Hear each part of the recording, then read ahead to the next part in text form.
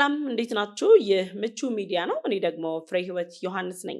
በሀገራችን ኢትዮጵያ ባለፉት 6 የምርጫ ሂደቶች ላይ የተለያዩ የፖለቲካ ፓርቲዎች ሀሳባቸውን ይዘው ቀርበው በህዝብ ድምፅ አግኝተው ከዛም በተጨማሪ ደግሞ አሸናፊ የሆነው ፓርቲ ሀገሪቱን እየመራ ይገኛል። አሁን ላይም በጥቂት ሳምንታት በኋላ የሚካሄደው 7ኛው ሀገራዊ ምርጫን ተከትሎ በምርጫ ሂደቱ ላይ የሚሳተፉ የፖለቲካ ፓርቲዎች ለኢትዮጵያ ህዝብ ይመጥናል፣ ይበጃል ያሉትን የተለያዩ ፖሊሲዎችም እያቀረቡ ይገኛሉ። በሀገራችን ኢትዮጵያ ካለው ኢኮኖሚያዊ፣ ማህበራዊና ፖለቲካዊ እንቅስቃሴ መካከል በግንባር ቀደምትነት የሚቀመጠው የትምህርት ስርዓት ሲሆን በትምህርት ፖሊሲ ላይም የፖለቲካ ፓርቲዎች እቅዳቸውን እንዲሁም ደግሞ ለህዝብ የሚገቡትን ቃል ኪዳንም አቅርበዋል። የፖለቲካ ፓርቲዎች በትምህርት ፖሊሲ ላይ ያቀረቧቸው አማራጭ ሀሳቦች ምንድን ናቸው? ምንስ ተብለው ተተቹ? ገዢው ፓርቲ ብልጽግናስ በትምህርት አካሄዱ ላይ ምን አይነት የሰላ ትችት ደረሰበት? ቀጣይ ስለ ህዝብ ምን አቀርባለሁ አለ? ሌሎች የፖለቲካ ፓርቲዎችም ከትምህርት ፖሊሲው ጋር በተያያዘ የገቡትን ቃል ኪዳንን ምቹ ሚዲያ ለእናንተ ይዞላችሁ ቀርቧል። ለዩቲዩብ ቻናላችን አዲስ ከሆናችሁ የደውል ምልክቷን ተጭናችሁ ቻናላችንን ሰብስክራይብ በማድረግ ቤተሰብ መሆናችሁን እንዳትረሱ። ቻናላችንን ሰብ ከሆናችሁ በኋላ ደግሞ ለሌሎችም መረጃው እንዲደርስ እንድታጋሩም ጋበዝናችሁ። ወደ ፕሮግራማችንም ተሻገርን። አብራችሁን ቆዩ።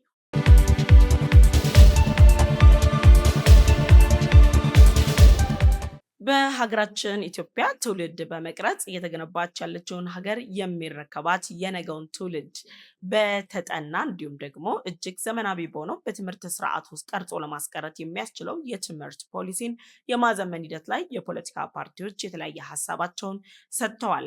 እንደውም አንዳንድ የፖለቲካ ፓርቲዎች አሁን ላይ ሀገሪቱን እየመራ ያለው መንግስት እያስፈጸመ ያለው የትምህርት ፖሊሲ ባለፉት 5 ዓመታት ህዝቡን አፍኖ የቆየበት ነውና የታፈነው ህዝብ በትምህርት ጉዳይ ላይ የሚተነፍስበት ጊዜ አሁን ነው። ያንን ማድረግ የሚችለው ደግሞ እኛን ከመረጠ ነው በማለት ጭምር ሀሳባቸውን አቅርበዋል።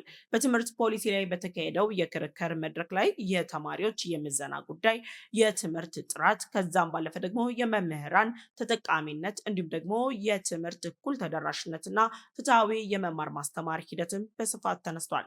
በጥቅሉ ግን እነዚህ የፖለቲካ ፓርቲዎች በሀገራችን ኢትዮጵያ ከፍተኛ ቁጥር ያለው በመማር ላይ የሚገኘው ትውልድን የጠራ እንዲሁም ደግሞ ደረጃውን የጠበቀ ትምህርት ከመስጠት አንጻር ምን አይነት ፖሊሲን አቀርበዋል የሚለውን ጉዳይ ሁላችንም የምናጤነውና የምንመለከተው ጉዳይ ነው። በ7ኛው ሀገራዊ ምርጫ ላይ በምርጫ ካርዳችን ድምጽ ከምንሰጣቸው የፖለቲካ ፓርቲዎች መካከል በቀዳሚነት የሚጠቀሰው ሀገሪቱን እየመራ ያለው ብልጽግና ፓርቲ ነው። ብልጽግና ፓርቲ ባለፉት ዓመታት በትምህርት ፖሊሲና በትምህርት ስርዓቱ ላይ የራሱ የሆነ ለውጥን አምጥቻለሁ፣ ተማሪዎችንም ተጠቃሚ አድርጌያለሁ ብሏል። ከ8 ሚሊዮን በላይ የሚሆኑ ተማሪዎች የምገባ ፕሮግራም ላይ መታቀፋቸውንም ገልጿል። በነገራችን ላይ ብልጽግና ፓርቲ ከ8 ሚሊዮን በላይ የሚሆኑ ተማሪዎችን በምገባ ማቀፉ ለተማሪዎች ብቻ ሳይሆን ለተማሪው ወላጆችም እፎይታን የሰጠ እንዲሁም ደግሞ ሀገራችን ኢትዮጵያን በዚህ ዘርፍ ላይ በዓለም አቀፍ ደረጃ ተሞክሮ ካላቸው ሀገራት መካከል በግንባር ቀደምትነትም እንድትቀመጥ ያስቻላት መሆኑን ይነገራል። ታዲያ ብልጽግና ፓርቲ የተማሪዎች ምገባና የተማሪዎችን ተጠቃሚነትን ያረጋገጠበትን መንገድም ሌሎች የፖለቲካ ፓርቲዎች በ6ኛው ሀገራዊ ምርጫ ላይ ያነሳነው ሀሳብ ነው። ያነሳነውን ሀሳብ ብልጽግና ፓርቲ ተምሮበት ተሞክሮ ወስዶ ወደ ተግባር መለወጡም አስደሳች ነው። ነገር ግን ደግሞ ቀሪ ጉዳዮች አሉ በማለት ጭምር ይሞግታሉ።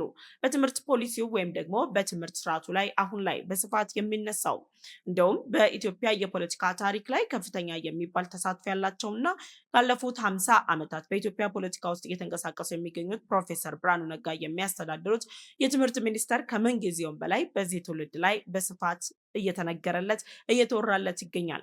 ባለፉት ትውልዶች የትምህርት ሚኒስቴር ኃላፊዎች ማን እንደነበሩ እንኳን ከፍተኛ የሚባል ቁጥር ያለው ወጣት አያስተውም ነበር።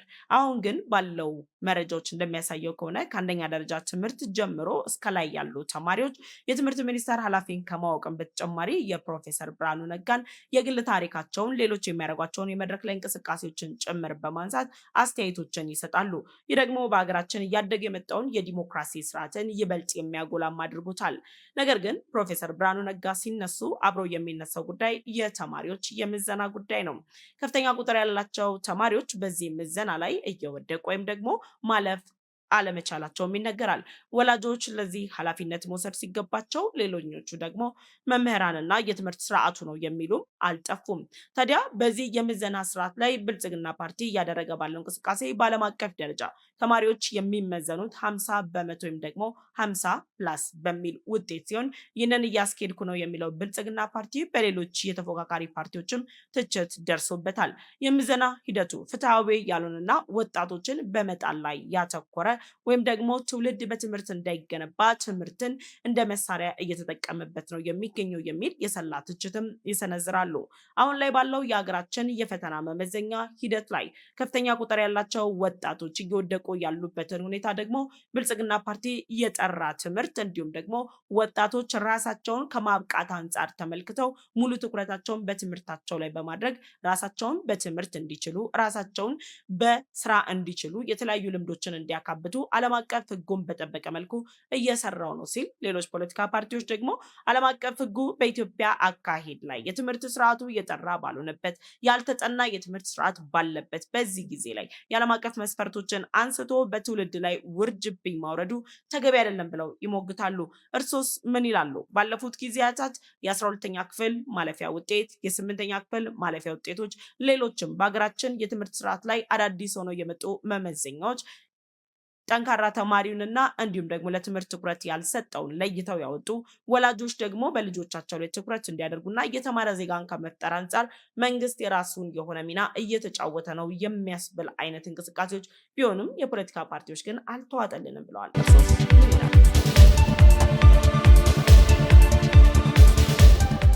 ሌላኛው የፖለቲካ ፓርቲዎች እያነሱት የሚገኘው ትምህርትና ቋንቋ ነው። በሀገራችን ኢትዮጵያ የሚነገሩ የተለያዩ ቋንቋዎችን በትምህርት ማዕቀፍ ወይም ደግሞ ስርዓት ውስጥ ለማካተት የተለያዩ ጥረቶች ተደርገዋል። በቅርብ ጊዜ እንደውም የኦሮምኛ ቋንቋ በትምህርት ካሪኩለም ውስጥ መካተቱ ብዙዎችን ያስቆጣ፣ ብዙዎችን ደግሞ ያስደሰተ፣ በሀገራችን የፖለቲካ ሂደት ላይ በትምህርት ቤት ላይ ከተነሱ የፖለቲካ ውጥረቶች መካከል በተማሪዎችና በመምህራን ከፍተኛ ተቃውሞ ከዛም በተጨማሪ ደግሞ ድጋፍ ሲያገኝ የቆየው የኦሮሚያ ቋንቋ የማስተማር መማር ሂደትም ነበረ። ታዲያ አሁንም ብልጽግና ፓርቲ አገር በቀል ቋንቋዎችን በማሳደግ የተለያዩ ጥረቶችን አደርጋለሁ እያለ ባለበት በዚህ ወቅት ላይ የፖለቲካ ፓርቲዎች ቋንቋዎችን ማስተማር መልካም ነው፣ ነገር ግን ደግሞ ሰዎች ወይም ደግሞ ተማሪዎች በአፍ መፍቻ ቋንቋቸው ሊማሩ ይገባል ይላሉ።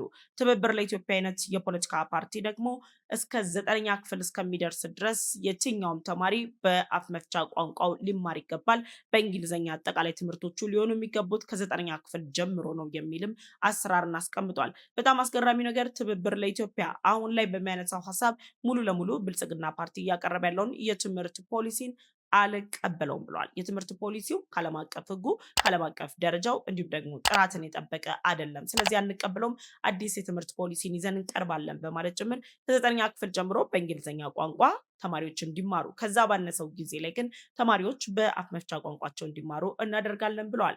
ሌላኛው የፖለቲካ ፓርቲ ደግሞ ባቀረበው ሀሳብ ላይ ተማሪዎች ትምህርታቸውን ወይም ደግሞ በትምህርት ገበታ ላይ ሲገኙ በአፍ መፍቻ ቋንቋቸው ወይም ደግሞ በሀገሪቱ የስራ ቋንቋዎች ላይ ሊማሩ ይገባል ብለዋል። በሀገሪቱ ያሉ የስራ ቋንቋዎች በመስሪያ ቤቶች እንዲሁም ደግሞ አገልግሎት በሚሰጡ ተቋማት ላይም አሁንም አጥጋቢ የሚባሉ ውጤቶችን አላመጡም።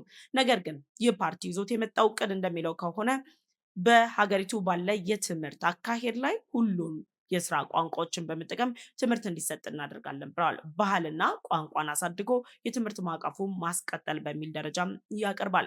ታዲያ አሁን ላይ ባለው የሀገራችን እንቅስቃሴ የኦሮምኛ ቋንቋ በትምህርት ቤት ደረጃ ከመሰጠትም ባለፈ ሌሎች ቋንቋዎችን በጋራ ተሰጥተው አገራዊ ቋንቋዎችን በማሳደግ የዓለም አቀፍ ቋንቋዎችን ደግሞ በተቻሉ መጠኖች ወደ ትምህርት ስርዓቱ በደንብ አጠናክሮ መግፋት እንደሚያስፈልግም ጭምር እየተገለጸ ይገኛል። ብልጽግና ፓርቲ ይዞት የቀረበውን የትምህርት ፖሊሲ ሁሉም በሚባል መልኩ በመድረኩ የተገኙ የፖለቲካ ፓርቲዎች አንቀበለውም ወይም ደግሞ አግባብነት የለውም ቢሉትም የተሻለ ፖሊሲ ግን አላቀረቡም። ፖሊሲያችን ብለው የሚያነሷቸው ሀሳቦች ከራሱ ከብልጽግና ፓርቲ የተቀዱ እንደሆነም ጭምር ያሳብቃሉ።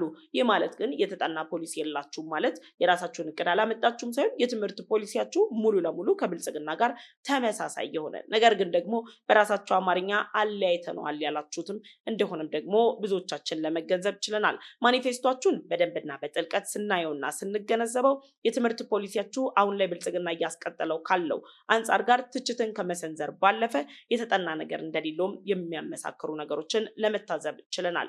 ብልጽግና ፓርቲም በትምህርት ስርዓቱ ላይ በሚባለው ደረጃ ጥራት መጥቷል ወይ ከተባለ ሰፊ የሆኑ ክፍተቶች እየታዩ ይገኛሉ።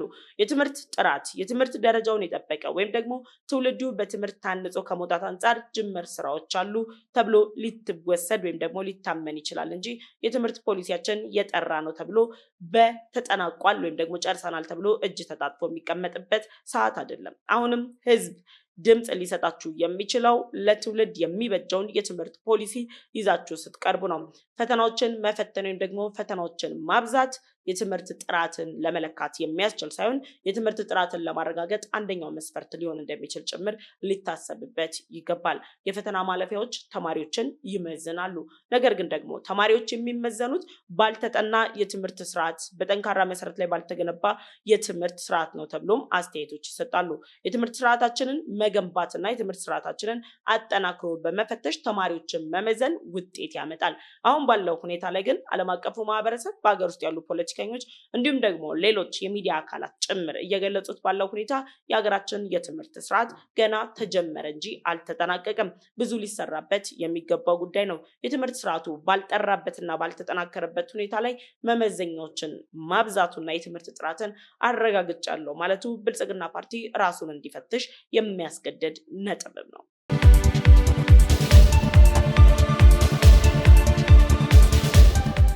በትምህርት ፖሊሲ የፉክክር መድረኩ ላይ ሌላው የታየው አስገራሚ ጉዳይ ብልጽግና ፓርቲና ኢዜማ ርዕዮተ ዓለም የለንም ወይም ደግሞ ብልጽግና ፓርቲ የሚከተለው ሀገር በቀል ርዕዮተ ዓለም እሱንም መደመር ነው ማለቱን ተከትሎ ኢዜማና ብልጽግና በሌሎች የፉክክር መድረኮች ላይ ጭምር ሀሳብ ተቀድቶብናል የሚሉ አስተያየቶችን ያነሳሉ። እውነት ለመናገር የኢዜማ ፓርቲ በተደጋጋሚ እንደሚያነሳው የትምህርት ፍኖተ ካርታ ከኢዜማ የተቀዳ ነው። ለዚህ ማሳያ ደግሞ የኢዜማ የፊት መሪ የነበሩት ፕሮፌሰር ብርሃኑ ነጋ በትምህርት ሚኒስቴር ላይ አሁን ላይ እያስፈጸሟቸው ያሉ ሁኔታዎች በሙሉ ኢዜማ የዚህ ሀሳብ ባለቤት እንደሆነ የሚያንጸባርቁ ናቸው ይላሉ። ብልጽግና ፓርቲም ለዚህ ምላሽ ይሰጣል። ብልጽግና ፓርቲ እየሰጠ ባለው ምላሽም የኢትዮጵያ የትምህርት ፖሊሲ የኢትዮጵያ ፌዴራል ዲሞክራቲክ ሪፐብሊክ ፖሊሲ እንጂ የኢዜማ ፖሊሲ አይደለም። ፖሊሲው የኢዜማ አባል የሆኑት ፕሮፌሰር ብርሃኑ ነጋ ወደ ስልጣን ከመምጣታቸው አስቀድሞ በ2011 ላይ ጥናት የተደረገበት በ2012 ላይ ደግሞ ፍኖተ ካርታው ውሳኔ የተላለፈበት ነው። ብልጽግና ፓርቲ ካለፉት ጊዜያት ጀምሮ ሲያጠናውና ሲያስተውልበት የነበረውን ፍኖተ ካርታ ላይ አሁን ላይ እያስፈጸመ የሚገኘው። ስለዚህ ኢዜማ የኔን ፍኖተ ካርታ ተጠቅሞ ብልጽግና ፓርቲ የትምህርት ፖሊሲውን እያስተካከለ ነው የሚለው ሀሳብ ብልጽግና ፓርቲ ውድቅ አድርጎታል። ኢዜማ እያነሳው ከሚገኘው ሀሳብ ሌላኛው አስገራሚ ጉዳይ ትምህርትና ኢኮኖሚን አንድ ላይ በማጣመርም ያነሳዋል። ከትምህርት ጋር በኢኮኖሚ የሚተሳሰሩ ጉዳዮች መካከል የጥቅማ ጥቅም ጉዳይ ነው። የጥቅማ ጥቅም መምህራን፣ የመኖሪያ ቤት እንዲሁም ደግሞ የትራንስፖርት፣ ሌሎች አገልግሎት ጥያቄዎችም ይነሳሉ። በነገራችን ላይ በኢትዮጵያ ከሚገኙ የተለያዩ ሙያ ካላቸው አካላት መካከል ብልጽግና ፓርቲ በተደጋጋሚ እንደሚገልጸው መምህራንን ቅድሚያ ሰጥቶም ተጠቃሚነታቸውን ለማረጋገጥ ይሰራል። እኛ በቅርብ ጊዜ በምናስታውሳቸው መምህራን የጋራ መኖሪያ ቤቶችን ተጠቃሚ ሲሆኑ እናውቃለን።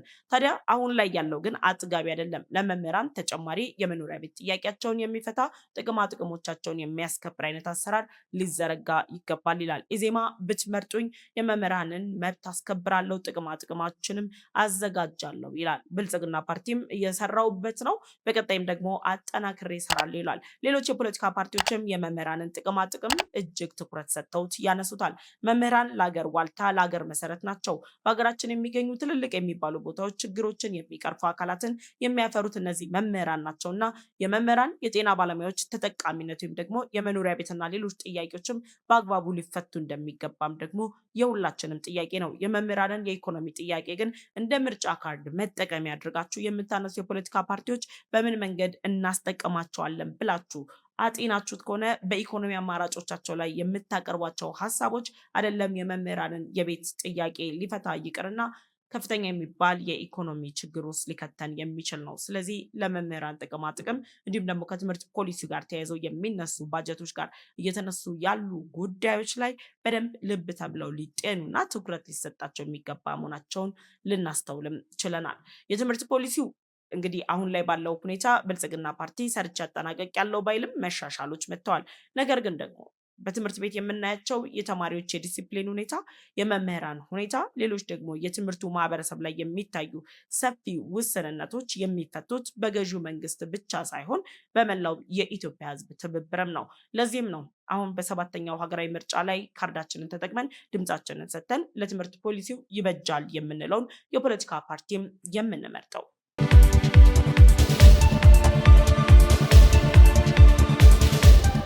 በሰባተኛው ሀገራዊ ምርጫ ላይ የሚሳተፉ የፖለቲካ ፓርቲዎች የፖሊሲ አማራጮቻችን ብለው በትምህርት ጉዳይ ላይ እንግዲህ አማራጮቻቸውን አቅርበዋል። እውነት ለመናገር አማራጭ ብለው ሳይሆን ያቀረቡት ገዢውን ፓርቲ በመተቸት የራሳቸው የሆነ ያልተጠና ፖሊሲዎችን ደግሞ በቀጣይ እንደሚጠኑ ጭምር አሳይተውናል። ከፍተኛ ቁጥር ያለው ተማሪ ኃይል ከእናንተ ምንድን ነው የሚጠብቀው ለሚለው ምላሽ የሁላችሁም የፖለቲካ ፓርቲዎች ነው። በዚህ መሃል ግን መታሰብ ያለበት አገር በትውልድ ነው የምትገነባውና ትውልድ ላይ አጥብቃችሁ ልትሰሩ ይገባል የሚለው የምቹ ሚዲያ መልእክታችን ነው። የትምህርት ፖሊሲያችን በአግባቡ ሊቃኝና ሊፈተሽም ይገባል። አብሬያችሁ የቆየሁት እኔ ፍሬ ህይወት ዮሐንስ ነበርኩኝ። ይህ ደግሞ ምቹ ሚዲያ ነው። ለዩቲዩብ ቻናላችን አዲስ ከሆናችሁ የደወል ምልክቷን ተጭናችሁ ቻናላችንን ሰብስክራይብ በማድረግ ቤተሰብ እንድትሆኑ ጋበዝናችሁ። ቻናላችንን ሰብስክራይብ አድርጋችሁ ቤተሰብ ከሆናችሁ ላይክ እና ሼር በማድረግ ለወዳጅ ዘመዶቻችሁ እንድታጋሩ ጠይቃችኋለሁ። መልካም ጊዜ፣ ቸር ቆዩ።